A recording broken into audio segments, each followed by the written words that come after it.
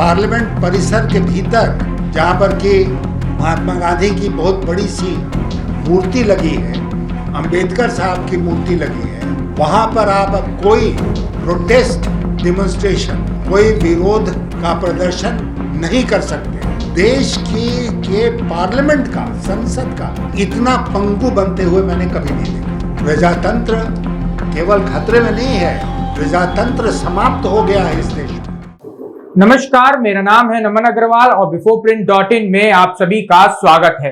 विपक्ष के राष्ट्रपति उम्मीदवार यशवंत सिन्हा ने राजधानी पटना के निजी होटल में महागठबंधन के सभी विधायकों और सांसद के साथ बैठक की। बैठक के बाद उन्होंने कहा कि सभी विधायकों को अपनी अंतरात्मा की आवाज पर मुझे वोट करना चाहिए। अगर मैं राष्ट्रपति चुना जाता हूं, तब डॉक्टर राजेंद्र प्रसाद के बाद बिहार में 60 सालों के बाद कोई व्यक्ति होगा जो इस पद पर आसीन होगा। यशवंत सिन्हा ने कहा कि राष्ट्रपति का चुनाव महत्वपूर्ण है। राष्ट्रपति अगर प्रधानमंत्री की कठपुतली बन जाए तो वह सही नहीं होगा। राष्ट्रपति रबड़ स्टाम्प नहीं होना चाहिए। अगर ऐसा होता है तो वह लोकतंत्र के लिए घातक होगा।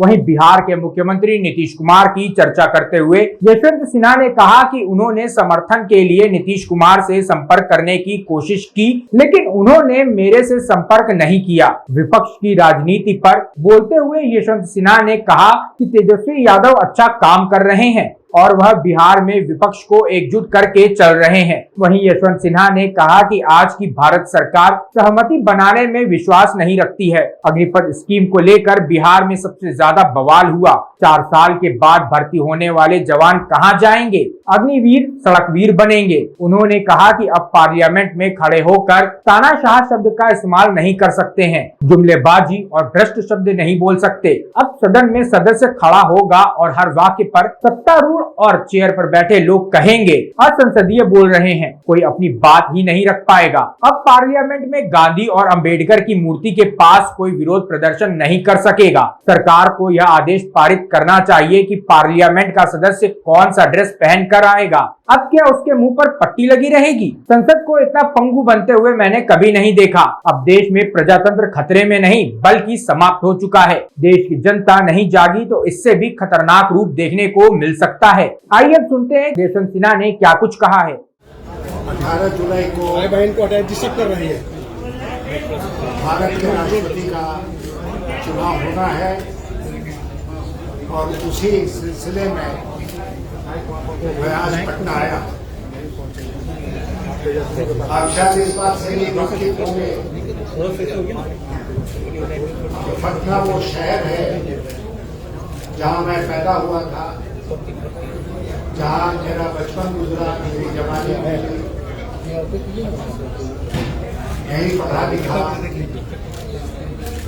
यहाँ के पटना विश्वविद्यालय में शिक्षक भी रहा और उसके बाद IAS में आने के बाद बिहार काडर ही हमको मिला था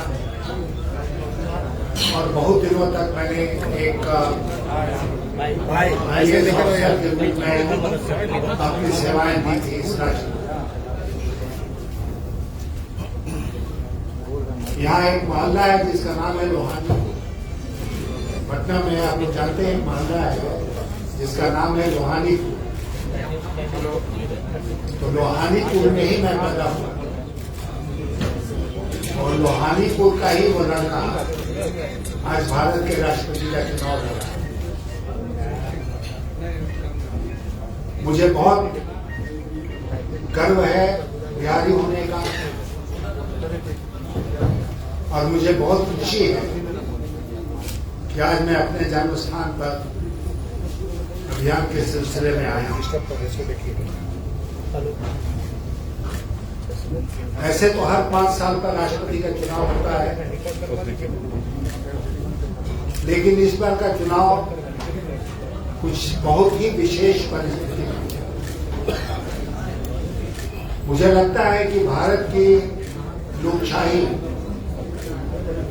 इतने खतरे में कभी नहीं थी जितना आज के दिन है और रोज उसका एक नया प्रमाण हमारे सामने आता है।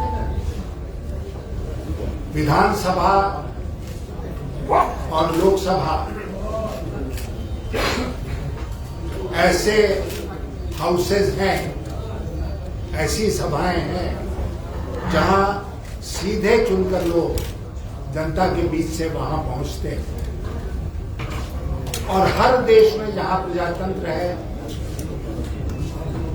उसको, उस देश में विधानसभा को या पार्लियामेंट को टेम्पल ऑफ डेमोक्रेसी कहा जाता है, प्रजातंत्र का मंदिर।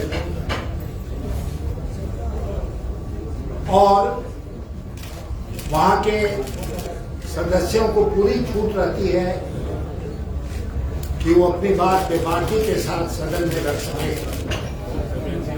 और इसीलिए आप जानते हैं कि सदन के भीतर अगर कोई बात बोली जाती है या कोई घटना घटती है तो उसका कोई जुडिशियल रिव्यू भी नहीं। आज मैं आपसे कह रहा था कि रोज आक्रमण हो रहा है हमारे देश के प्रजातंत्र के ऊपर। आज जो लेटेस्ट खबर आई है, आपने देखा होगा कि बहुत सारे शब्दों को अब अनपार्लियामेंट्री, असंसदीय बना दिया।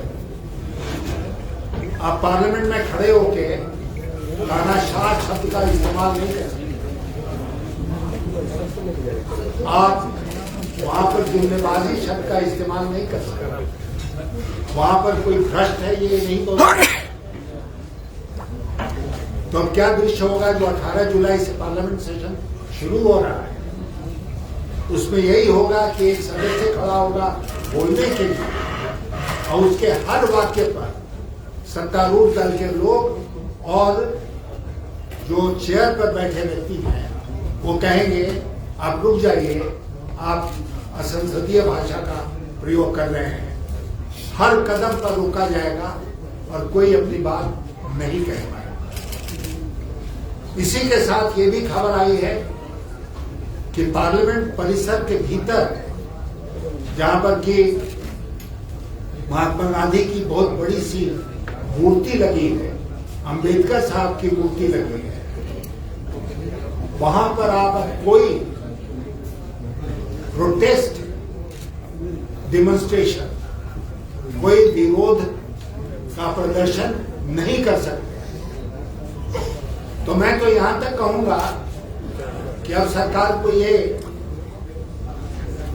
आदेश पारित करना चाहिए कि पार्लियामेंट का सदस्य क्या ड्रेस पहन के आएगा, कैसे बैठ जाएगा एक रो में, और उसके बाद उसके मुंह पर पट्टी लगी होगी, उसी तरह आएगा, उसी तरह जाएगा।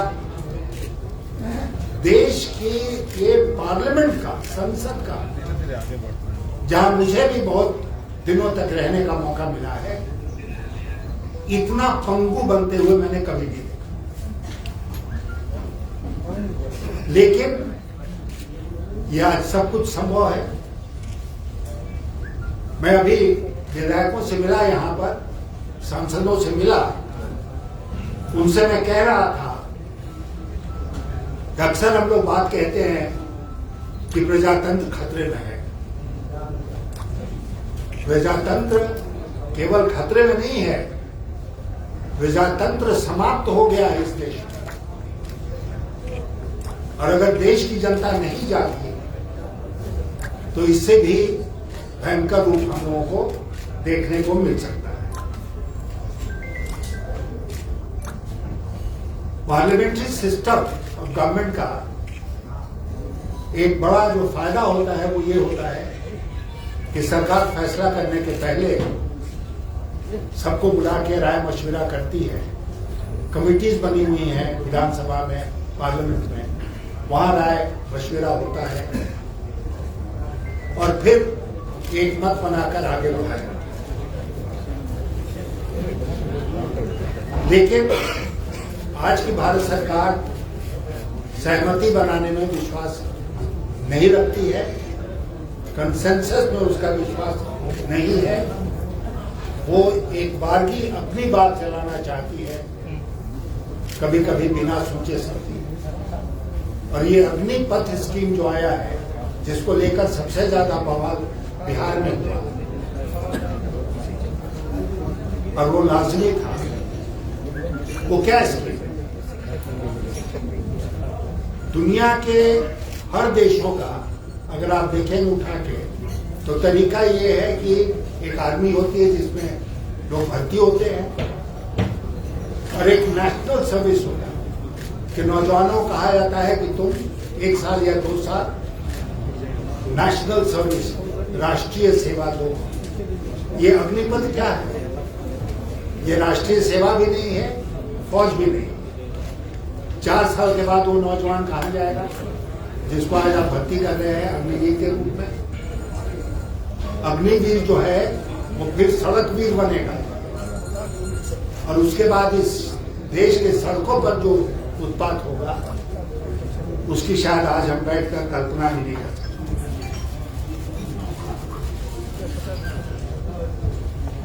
दो बातें और कह के मैं अपनी बात समाप्त करूंगा। नंबर 1,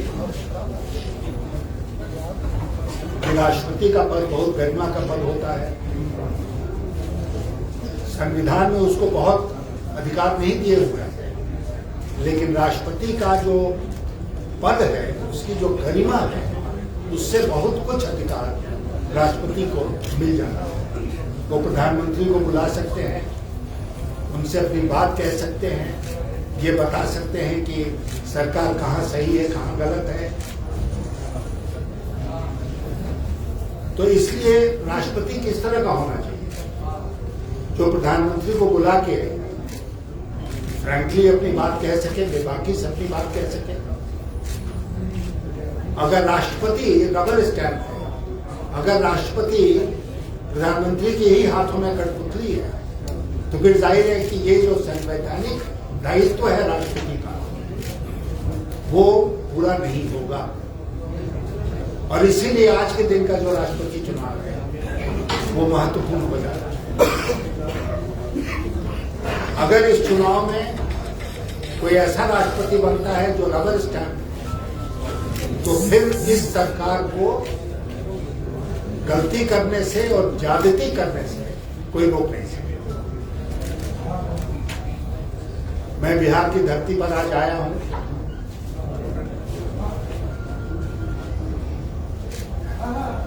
जैसा मैंने आपसे कहा, इसी धरती का पुत्र हूं,